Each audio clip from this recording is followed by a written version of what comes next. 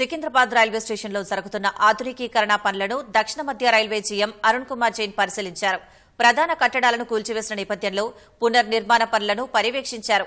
ప్రస్తుతం వేగవంతంగా పనులు జరుగుతున్నాయని, ఏడాదిలోగా పూర్తి చేస్తామని తెలిపారు. ప్రయాణికులకు ఎలాంటి అసౌకర్యం కలగకుండా అన్ని రకాల చర్యలు తీసుకుంటున్నామన్నారు. రైల్వే ప్రయాణికులకు నూతన మార్గదర్శకాలను తెలియపరిచేందుకు డిస్ప్లే బోర్డులతో పాటు ప్రత్యామ్నాయ మార్గాలను చూపనున్నట్లు తెలిపారు. सिकंदराबाद रेलवे स्टेशन का जो है हम समय समय पर जो एंट्री है, बुकिंग ऑफिस है, पब्लिक के लिए वो हम चेंज कर रहे हैं। तो वो हम देखने आए हैं कि जो पर्याप्त सुविधाएं जो होनी चाहिए वो हैं या नहीं, और क्योंकि कंस्ट्रक्शन का काम भी होना है ताकि यात्रियों को बेहतर सुविधा मिल सके। और साथ में हमको ये भी ध्यान रखना है कि जो अभी सुविधाएं हैं उसमें कोई कमी ना आए, यात्रियों को कोई परेशानी ना हो।